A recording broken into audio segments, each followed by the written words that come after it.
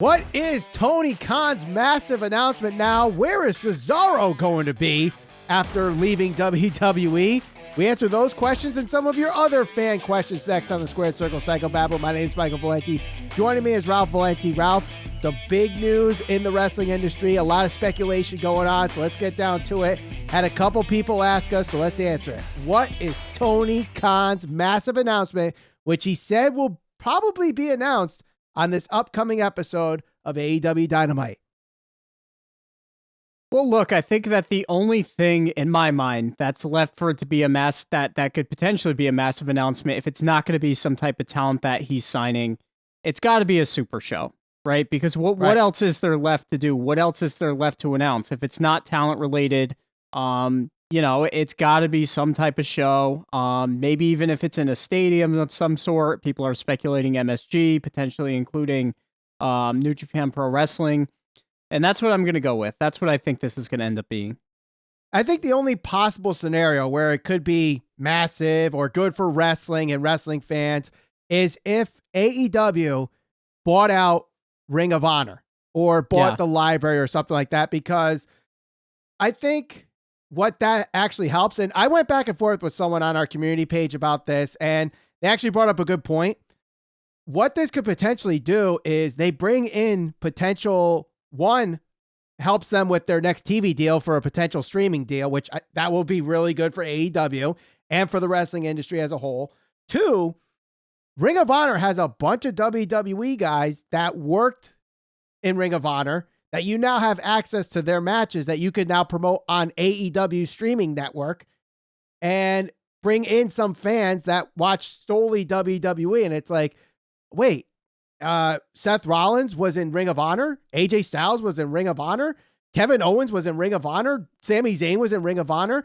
You bring those fans that didn't know they were in Ring of Honor, watch that, and then they're like, okay, now that I do that, I'll have a little taste of AEW now. If that's what they're bringing to their product, is something similar to Ring of Honor was years back. I think that could definitely play a huge role. I agree with you, though. I think this is some type of super show. I think New Japan will get involved.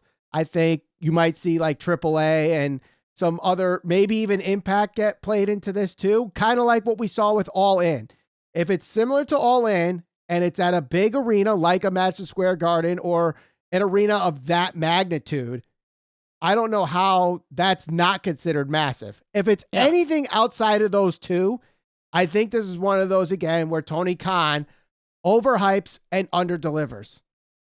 No, I agree. And it's not so much that it's his last couple announcements are the ones that he really hypes up and says, like, this is, a massive announcement. It's going to, shift the landscape of professional wrestling. He'll refer to some of the guys as like, mega stars or big stars, things like that. I mean, all of the people that were brought into AEW certainly had a list of credentials or certainly had potential to be maybe that big star at some point, like a Keith Lee.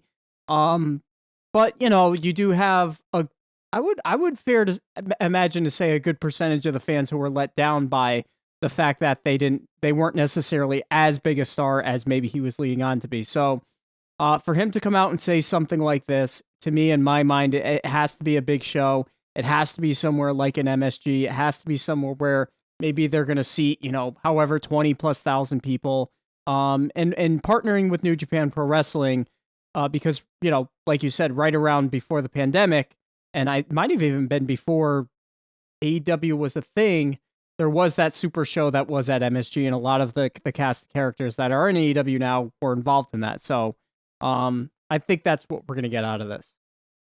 Right. Now, that MSG show you're talking about, that was New Japan, Ring of Honor, Supercard of Honor, or G1 Supercard, I'm sorry, is what that was called. That was WrestleMania weekend, WrestleMania 35. So AEW was about to start. Right.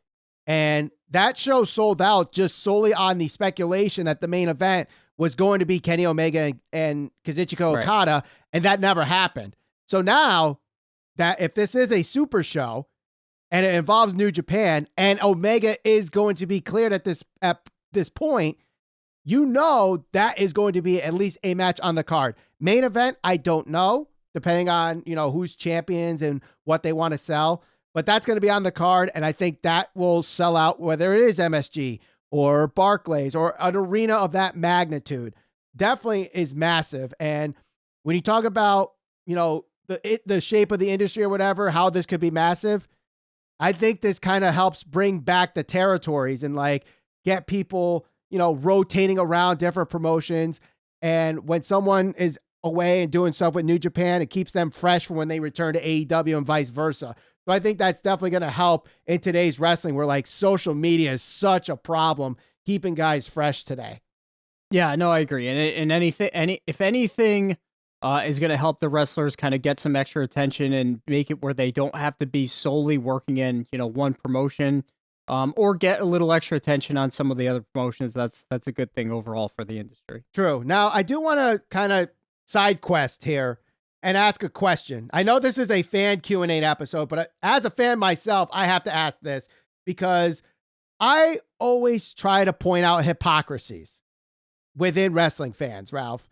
And typically it ends up happening that I have AEW fans that I call hypocritical when they're criticizing WWE, but I'm going to flip the script here. Now, I have not seen anybody actually point this out as an AEW fan, but I'm pointing this out.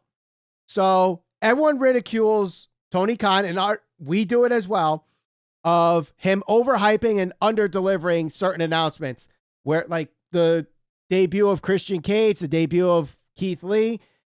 WWE this past Friday has named Roman Reigns versus Brock Lesnar the biggest match in WrestleMania history. Already, that is overhyping and under-delivering, because no way is that the biggest match in WWE history. No way will it be the biggest match in WWE history, whether it's good or bad. How is that not getting ridicule, where Tony Khan, who has done it, has done it multiple times, people crucify him, but yet I have yet to see anybody say Vince McMahon's an idiot for overhyping this match with Brock and Roman. I wouldn't say it's overhyping it. It's setting an expectation for something that, he thinks the fans should feel after this match. This is everything that a promoter is supposed to do. Every pay-per-view. So hold on.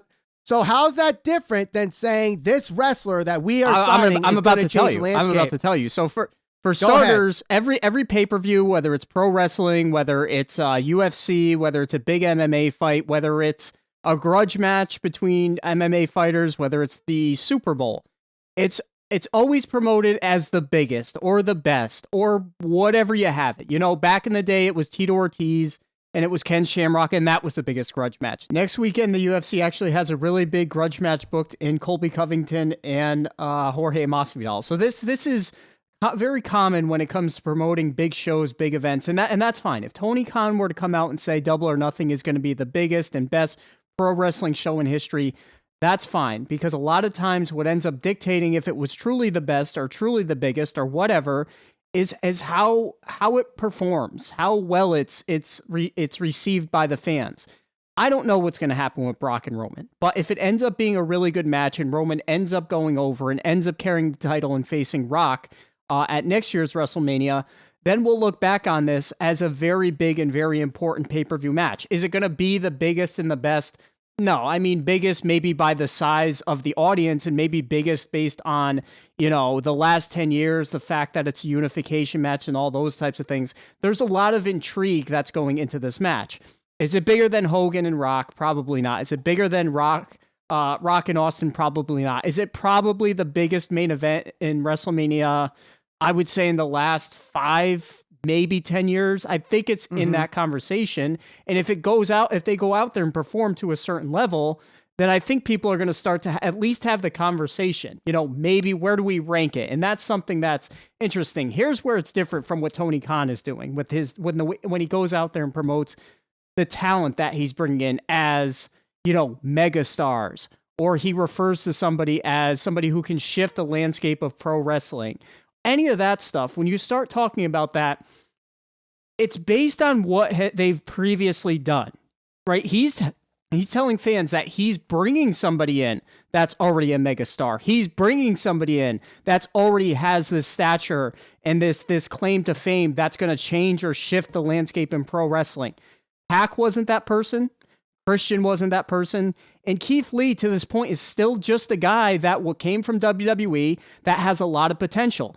None of them are anybody that are megastars or great game-changing or anything like that. So if he were to come out and say that he signed, really talented people, however you want to put it, that's fine because he did. But to go out there and mislead the fans and lead them to think like, okay, well, when you say megastar, a couple names come to mind.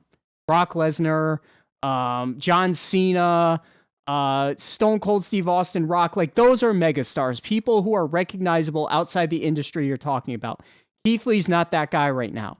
Christian Cage certainly is not that guy, nor was he ever really, because he was always really kind of, unfortunately, second fiddle to Edge.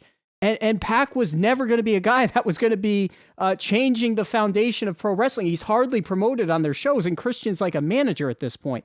That's the difference between this. If Tony Khan wants to go out there and promote his shows as the best or the biggest, go ahead and do it, man. That's fine. That's you going out there and trying to sell pay-per-views, which is what WWE is trying to do. But when you go out there and mislead people and tell them that you're signing this megastar, and he's done it continuously, that's not the same thing in my mind. Here's why I think they are the same. Because you talk about Lesnar and Roman Reigns, and this is the biggest match ever in WrestleMania history. Isn't that based off of what they've done in the past? Brock Lesnar, the next big thing, and dethroning The Rock at SummerSlam 2002, winning the Royal Rumble 2003, having probably the best rookie year for any WWE superstar has ever seen. And all the stuff that he's done since he's come back in 2012, Roman Reigns main eventing, 5 WrestleManias? This is going to be number 6, if I'm not mistaken, which I think puts him at second behind only Hulk Hogan for most main events at WrestleMania. And when you think about the fact that you could probably name at least 5 matches bigger, and not just bigger after what happened afterwards, but what was bigger heading into that WrestleMania, it's not the biggest one. It's overhyping to sell pay-per-views. It is not. It is absolutely. What dictates explain to me what dictates what a big match is. What's a big match? Any of those matches you said, what do you refer to? Why do you refer to it as a big match? The biggest match ever at WrestleMania history is Hogan versus Andre. Was it the best match? Was it the best match ever? No. What made it the biggest? One, those are the 2 biggest stars even today. And at that time, in 1987, you weren't getting bigger than Hulk Hogan and Andre the Giant at a time where professional wrestling was at its probably all-time peak of mainstream notoriety. You want to say the Attitude Era? Go look back at the ratings during 1988 Saturday Night Main Event, the second Hogan and Andre match, 33. Who's bigger than Nobody, Roman and Brock but right now? How big is the industry? People are debating the industry's dead. They're not debating the industry's dead in 1987. They're saying it's the biggest it's ever been. 97,000 people went to the Pontiac Silverdome to just watch Andre the Giant versus Hulk Hogan. They're not. Okay, so attendance is part of it. Attendance is going to be a part of this, correct? So do we know the attendance yet? We don't know the attendance yet, but we do know right now that it's like 50,000 of a 100,000 seat arena are sold right now. But we don't know I don't think they're going to be able to sell out that arena, especially because it's 2 nights. They're not going to be able to do it. And you're about to prove my point, but you don't even know yet. But second keep going. off, go ahead. What will this do for Roman Reigns or Brock Lesnar afterwards? Nothing. Says who? So if Roman Reigns wins that match, okay, first of all, this is a unification title match, right? They've had the brand split for however long, and I'm not saying the brand split's going to go away, but there's absolutely significance when you compare the fact that they're bringing 2 titles into that main event there, and one person's going to walk out with his championship. It's been done before. So what? It's been done before. And that match was bigger. Everything in pro wrestling's been done before. The last time they did it, Warrior and Hogan. Warrior and Hogan. Jericho? That match was bigger. The Ultimate Challenge is definitely bigger than this match. Because of Why? the hype that was going Why? into it. They wanted to see it. So there's no hype. There's no hype. Roman Who's winning Reigns. this match? Who's going to win? Brock or Roman? Who's the biggest threat to Seth Roman Rollins. Reigns? Oh, give me it. You don't even believe No, that. I'm You're not. lying through Seth your teeth and you Rollins. know it. There's no way, Seth. There's nobody on this earth that legitimately thinks. So do you think if they were to walk in there, right? Roman Reigns versus Seth Rollins, right? You had that match, or you had Brock versus Roman. And you had to bet, your life is on the line. If one of those two guys is going to beat Roman Reigns, you're going to bet on Seth Rollins. Yep. Come on, man. 9 You're lying to games. yourself. Historically, this is another thing the IWC is bitching about. Oh, it's a rematch. First of all, how many times did Okada and Omega wrestle each other? 4 If they times. had that match next week, are people getting pumped for it? Are they getting pumped for it? Yes, they are. Okay, so historically, there's intrigue there between Brock and Roman because they have a history, right? You don't know who's going to win this match. You don't know what's going to happen with Roman Reigns. This is historic. You have to wait and see how history plays itself out, because if Roman goes on to carry this championship, brings prestige to it, which he's trying to do his best, given it's WWE, to make this the most relevant title in pro wrestling. He's trying to make the very best of this title reign. If he goes on and carries that title to next year's WrestleMania, this obviously, this match itself holds historical value. To just brush it aside and say, every match you named, Andre and Hogan, those are historic matches because they delivered and we're able to look back on them historically and say they delivered. This match needs to happen before we can truly say or write it off as it didn't live up to hype. You're leaving it dead on arrival essentially. To call it, it's just like Edge and Orton last year or 2 years ago, whatever that match was, the greatest wrestling match ever. It's nowhere near going to be the greatest match ever. Was it a good match? It was a good match, though. yes, but you end up pissing fans off at the same time going, no way is that going to be the best match ever. No, because as long as, and this is the thing, as long as people can look at it and it passes the straight eye test and you can legitimately say, look, it wasn't the best match ever, but you know what? It was a damn good match, which is exactly what happened with Edge and Orton. Nobody in their right mind is going to say that's the greatest match of all time. But at the very least, it was a very good match. So nobody looks at that and it's like, psh, what a joke. When I look at what Tony Khan says about, okay, this is a megastar, and then Christian comes out. This is somebody that's going to change the landscape of professional wrestling. And Pac comes out. And there's a mega announcement, which, mind you, I don't know why they keep promoting these as announcements, because Tony Khan doesn't actually come out and announce anything. It's just whoever it happens to be the person that releases the information. It's not actually Tony Khan making the announcement. And Keith Lee comes out. You're essentially telling the people that you know that this is somebody that's not going to live up to that expectation. Not even close. So by having it already called the biggest wrestling match ever at WrestleMania history, or whatever they're calling it, aren't you also doing what you're saying with Keith Lee? No, because you need to let history play out to determine if this is the big. So you don't know if it's going to be. Why not? So why not let things play out with Keith Lee? You have him dead on arrival. Because he's already gone out there and said this is a major announcement. Did you consider that a major announcement for AEW when Keith Lee debuted? No. What has Keith Lee done so far? He's still a guy that has potential. This match is nothing but potential. So okay, but do you see what I'm saying? What I'm saying is, if you're okay with them hyping this as the biggest wrestling match ever, and you're saying let it play out and let this match happen, why don't you let Keith Lee play it out and maybe he becomes the biggest? I already explained it. What if he ends up being the biggest star in AEW and this is the guy that WWE let go away? Now, you look at me like that's not going to happen, but what if it does? Did people think in 1995 that Stone Cold Steve Austin would be Stone Cold Steve Austin after he got fired from WCW? No. Okay, let me ask you this. Stone Cold Steve Austin. If Stone Cold Steve Austin beat Shawn Michaels and did not become the biggest pro wrestling star that we've ever seen, would anybody even consider that to be a historically great match? Probably not. Was it in front of a massive crowd? No. Was it a great match? No. That match is Stone good. Cold Steve That Austin was a good didn't match. become but it wasn't the greatest. And here's the point I'm trying to make. If Brock and Roman go out there and do a couple of things. One, they have a good match, right? Roman Reigns wins and beats Brock Lesnar, carries the title for however long he's going to have that title. The Rock comes out and confronts him, and they have something set up for next year, and Roman carries the title into WrestleMania next year, and it's in front of 100,000 people and all of this types of stuff.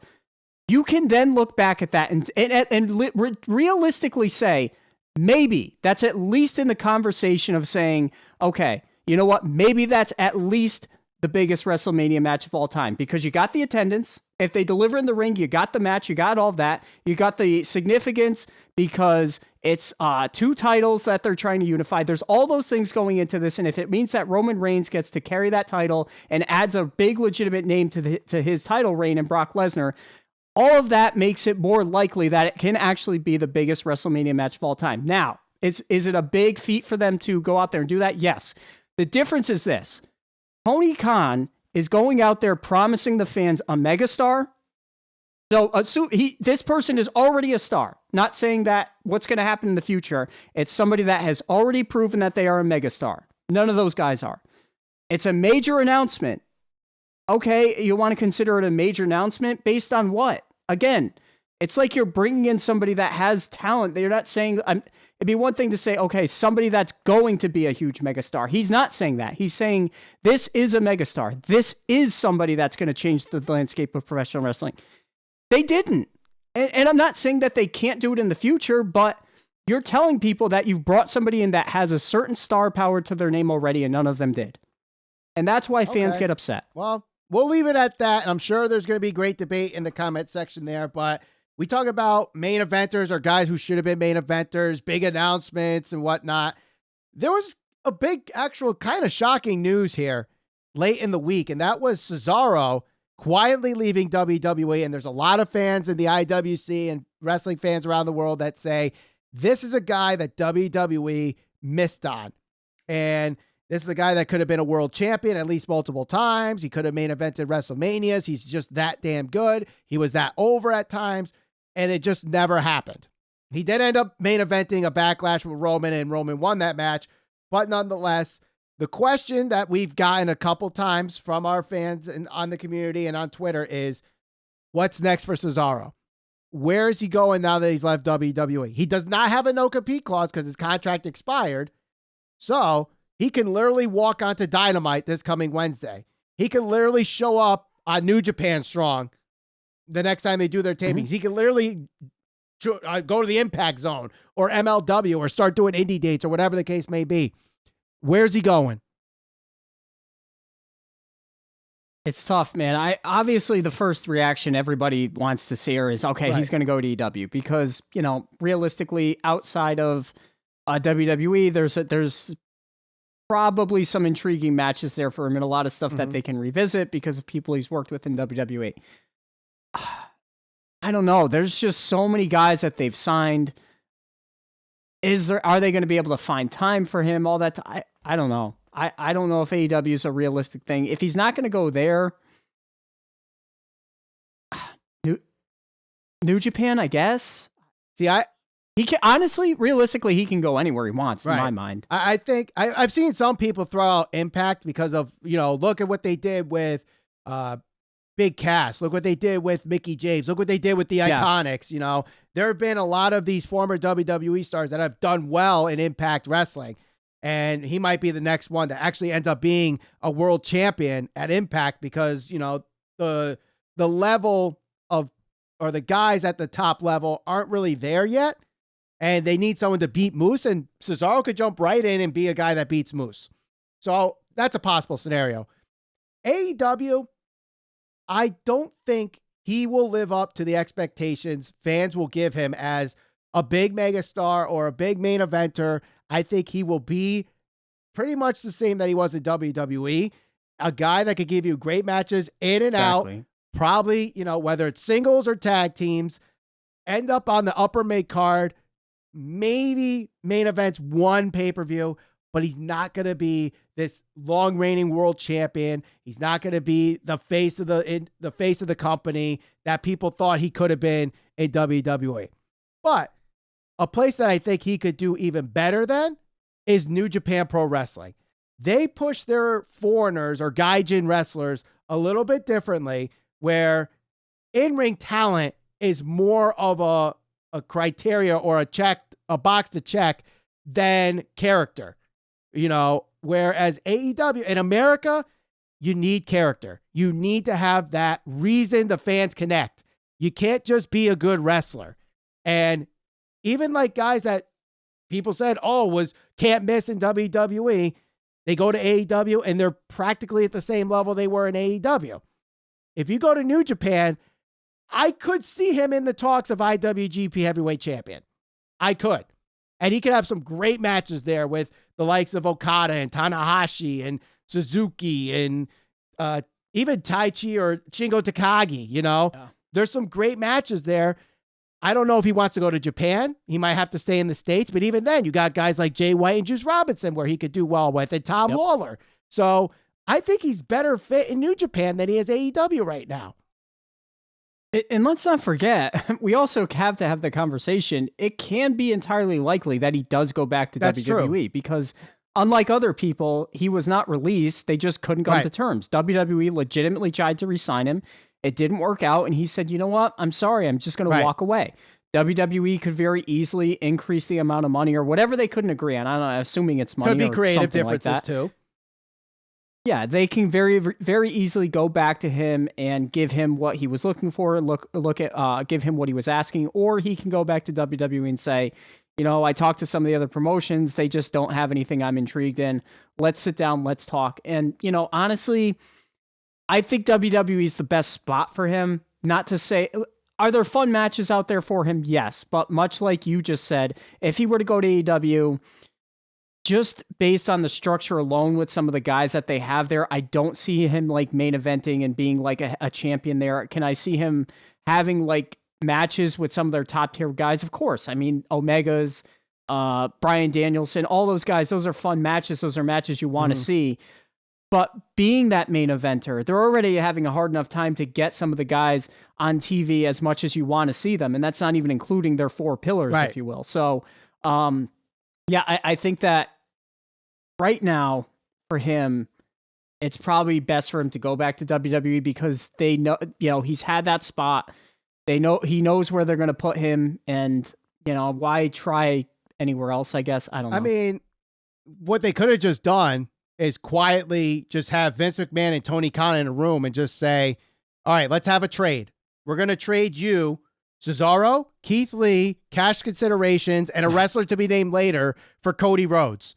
And then you give that to Dave Meltzer, and Dave Meltzer just reports it as breaking news. And then you have it like hot stove baseball, just have a big show on YouTube with Sean Ross Sapp and Dave Meltzer and Andrew Zarian and Ryan Satin just dissecting this big trade between the two companies. And that will really be a massive announcement. We traded Cody Rhodes for Cesaro, Keith Lee, cash considerations, and a wrestler to be named later, which will probably be Ricochet.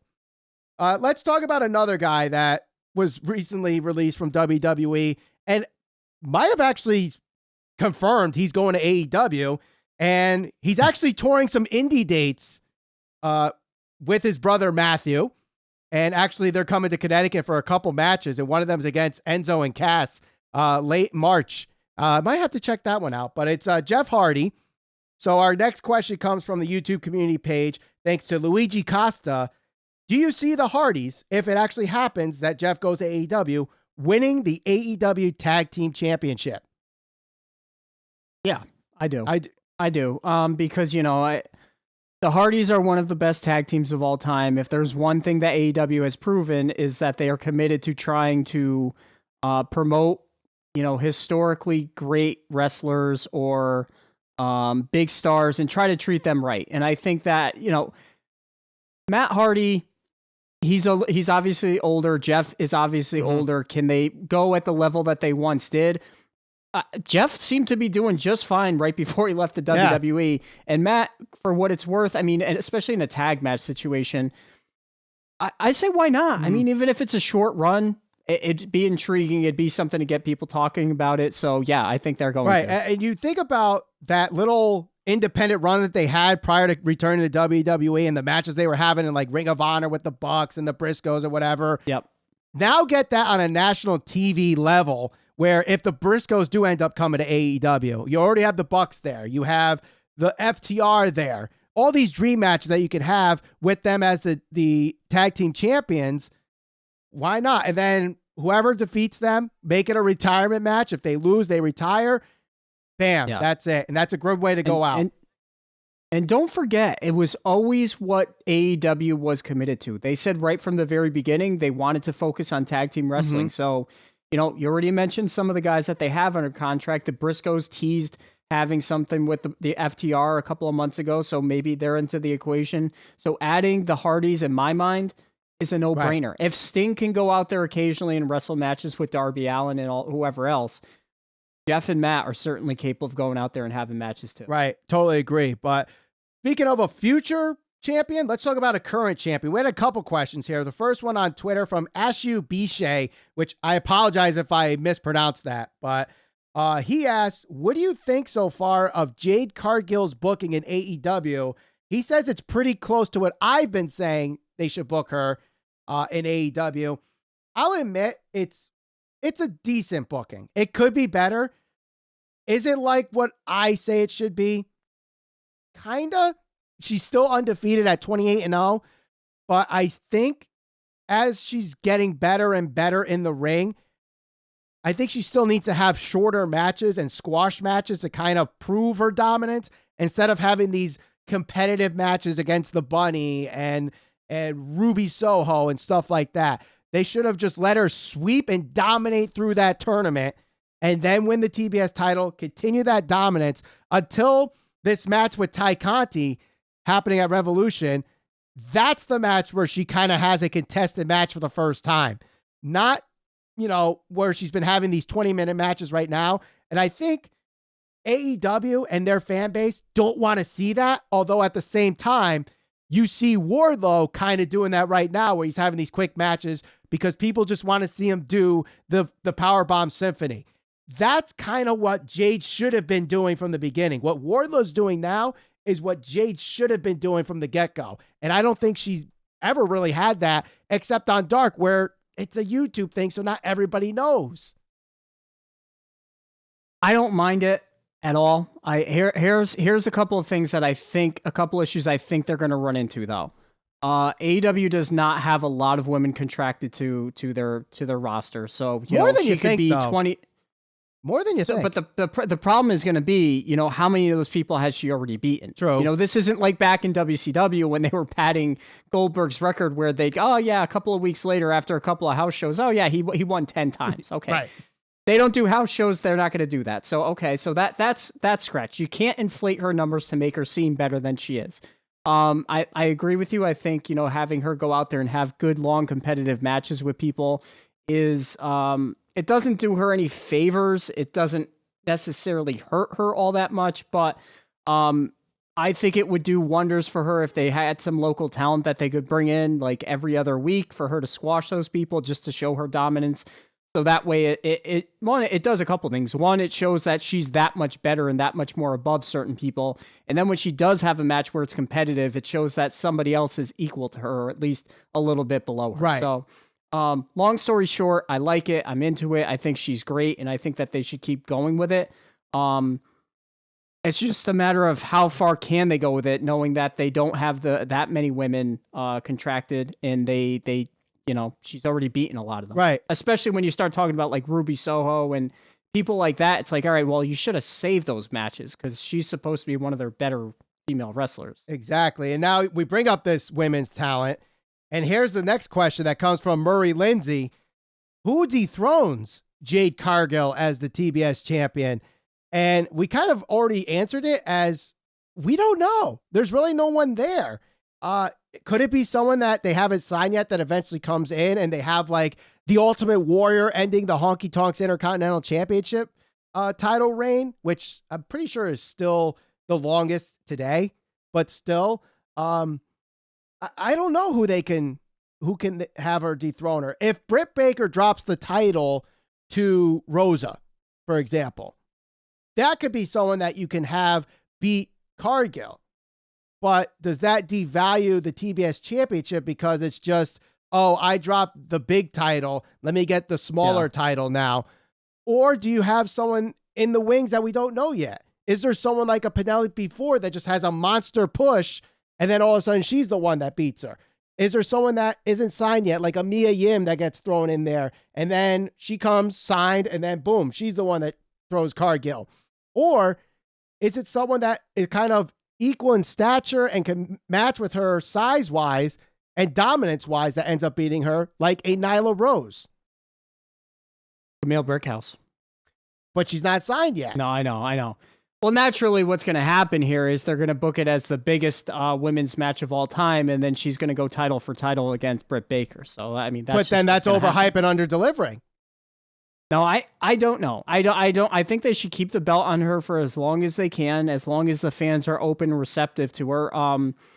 It's tough because this is certainly a little more, I guess, if you want to call it sports entertainment than pro wrestling, just because of the way she's being booked like Goldberg. They're the same thing. Let's not get into that debate. But this is something that you'd definitely expect to see. Expect more likely to happen on WWE programming and not necessarily AEW. You know, just because even the way they put the numbers up there on the screen and their fans, you know, even being at the show in Bridgeport there, it wasn't like they were booing her. She was over. You know, and as long as she's over and as long as the fans are open and receptive to it, I think they should just keep the belt on her. I agree. I've been saying from the get-go, she's money. I know she's green, but she's money. She can't have that Goldberg type run. And I know I was not a fan of then and now of Goldberg, but Jade, I don't know what it is, but I want to see her every week squashing people, dominating in the women's division until they can find someone to actually beat her for that title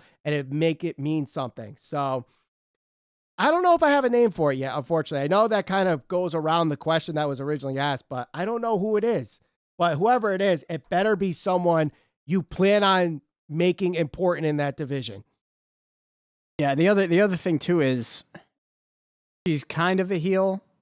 Right. She also sometimes acts like a babyface, so it's like, all right, well, you got to build her up and build up another person to be that person who can beat her. And I don't know if they have that right now. So if they didn't slow down on Sheeta after she lost the title to Britt Baker, you could have brought her back, and maybe, you know, when she comes back from Japan, that's the plan with her, that she can, you know, she'll probably go through deep, get that win back. And maybe she starts the push as the one that dethrones Jade. And I would be fine with that. If it's not her, to me, in my mind, it's almost got to be somebody that's going to have a completely fresh start in AEW. And I don't know, Ember Moon, if they decide to go out and sign her, maybe. Toni Storm. And they push her. Yeah, somebody like that. But right now, you'd really have to start rebuilding Sheeta. Like somebody like Riho, I don't think that's the right person. Probably because she will just win with a roll-up anyway. Yeah, I swear, that is her finishing move. Someone could tell me otherwise. It's not. Her finishing move is a roll-up or a schoolboy, whatever the hell you want to call it. It's her finisher. But anyway, we got one more question here. Another fun one to close it out from CW on our community page. Which wrestler from years past would have made a successful run today? Oof, you go first. I gotta think about this one. I know we went back and forth on this a little bit earlier in the week, but a guy that I kind of will throw out there because he was big in WCW, big in New Japan, but then WWE, he just was not that guy. And I think today he could have been that guy. That's Vader. Yeah. I think Vader today, you know, especially when today not everyone is like overly big. Like you have Roman, you have Lesnar, but then that's it as far as like big. I mean, McIntyre, yes, but like as far as like tough guys and big guys, there's none like Vader. I think that's a guy. If he came in today, he would probably be the most dominant heel in WWE or AEW. And you already know he probably would have been in New Japan too, because he was there too. I would say Vader. I'm going to go with RVD. And I know RVD was a star in WWE and he had some really big matches. He did some really cool things when he tagged with Kane. He won the championship from Cena and then, obviously lost it. I mean, he's not the ideal. If you were to line up guys in a line and say, okay, who's going to be a WWE champion, looks alone, he probably isn't going to be somebody that you're going to point out. Back then, there was very few options. You either went to WWE, you went to WCW, which obviously they own a business, or guys like him were big in ECW. Knowing now what the fan base values and the fact that, I think a lot of fans really are interested in not just personality, but they're more willing to accept you even if you're not some huge, juiced up guy right. like whoever else was on top in WWE. But your work rate is obviously important to certain fans too. And RVD was a guy that was maybe just a little undersized to be the heavyweight champion in WWE at that time. But, the right size for what the fans look for right now and could obviously wrestle very good. It has a much different personality than anybody else. So I think RVD could have been definitely a top tier guy in either promotion today. Yeah. I mean, it's such a hard question because, like, a lot of the guys that I would think of had somewhat decent runs. They just weren't like the face of the company or WrestleMania main eventers and stuff like that. And I think today Vader could have been that guy, especially if you play to the fact that, oh, he was on Boy Meets World. He has acting ability. So, throw that in there for Vince McMahon, because that's a lot of things lacking too. As great as work rate is now in today's wrestling, promo skills are so lacking with many wrestlers today that, like, you look at MJF, who is leagues above everybody else in today's wrestling. But if you brought him to the Attitude Era, does he compete with those guys? Maybe most of them, but still, he's not the best promo in the industry right now. Yeah, no, it's tough. And especially nowadays where, even you go back and you look at some of the people who were even necessarily known for their ability to cut promos and, excuse me, compared to some of the people of today, and you're just like, oh, wow, they were actually much better. I said JBL. I mean, because right now, yep. MJF is a guy that is obviously a mega heel, but to have somebody who is that arrogant, over the top, loudmouth Texan who, his personality, to see where he was and what he became, you just don't have that guys that can go out there and command the room like that anymore. You just don't. Mm-hmm. I mean, there's very few people that can do that. And he could do that. So I don't know, maybe somebody like him. I don't even know if you want to say like Mr. Kennedy. I don't know. Just based on personality alone. I just came up with a name. He was a decent promo, but not the greatest. But he was probably the best in-ring wrestler and could have main event matches with everybody. And he was never the Mania main event guy, but probably could be today. And that is Mr. Perfect. Yeah. Yeah. And the other guy too, you could throw in there, rest in peace, Owen Hart. Yeah. Absolutely. And one more, rest in peace to him too, Brian Pillman. Mm-hmm. I think those three, Perfect, Owen, and Pillman, would be great guys in today's wrestling because they had the work rate, they had the promo ability, and I think they could connect with a crowd better than anybody, than today. I think those guys right there would have better runs now than they did when they were in their prime. Unfortunately, we'll never get to see that with those guys, but I'd be happy to see what people say in the comments below. So share this all over social media. We're on Facebook, Instagram, and Twitter at SCPV Podcast. Subscribe, and we'll see you on the next episode of the Squared Circle Psychobabble.